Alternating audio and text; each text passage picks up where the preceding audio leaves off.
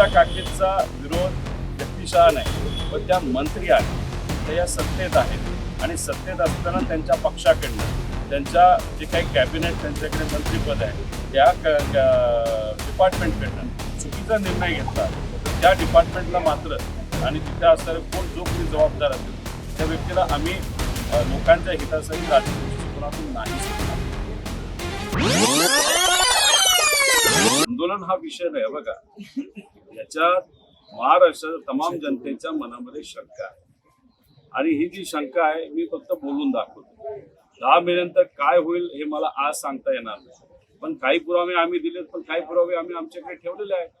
फक्त आम्ही पुरावे पुढे आणत नाही, तर आम्ही प्रेझेंटेशन याच्यासाठी घेत नाही. रोज रोज जर आपण या विषयाला घेऊन बोलत राहिलो तर याला कुठेतरी राजकीय भूमिका आहे असं काही लोकांना वाटेल आणि त्यामुळे मी टप्प्याटप्प्यात करतो. सरकारला सुद्धा तिथे संधी दिली गेली पाहिजे. काकी बोलत असताना काल भावनिक दृष्टिकोनातून त्या बोलल्या आणि नक्कीच त्या सुद्धा दादांच्या ऍक्सिडेंट बद्दल जी काही शंका आहे त्याच्यात जे काही इन्व्हेस्टिगेशन व्हायला पाहिजे चांगल्या पद्धती त्यासाठी त्या सुद्धा प्रयत्न करत असाव्यात. विषय एवढाच आहे की त्या प्रयत्न करत असले, आम्ही प्रयत्न करत असलो, पण ज्याच्या हातामध्ये खरीच निर्णायक काही गोष्टी आहेत, ज्या पक्षाच्या हातामध्ये निर्णायक गोष्टी आहेत, ते मात्र त्या बाबतीत थोडंसं संत गतीने जात असतील तर मग कुठंतरी आम्ही तर विरोधात आहोत.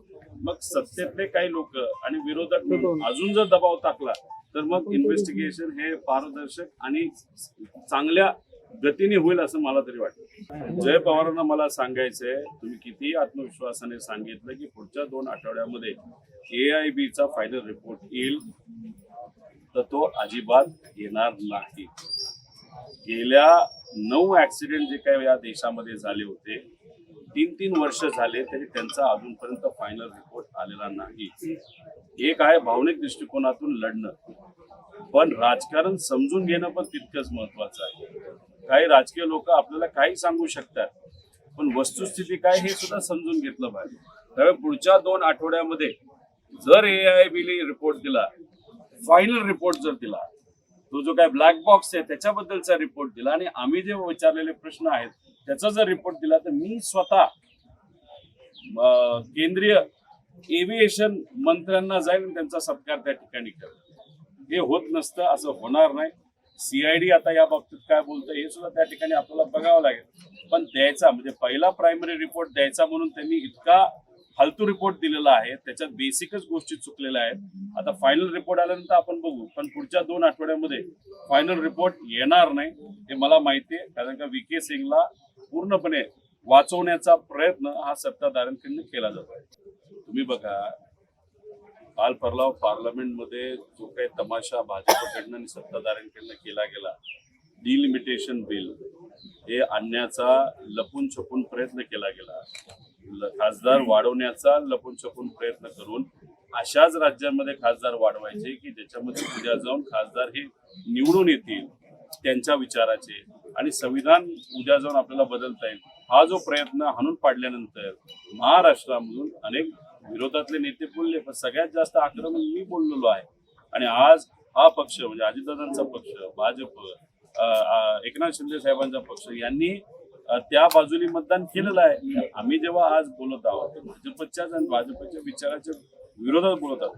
संध्याकाळी 5 नंतर म्हणजे एक तर इथं विरोधात कुणी तिथं नाहीये.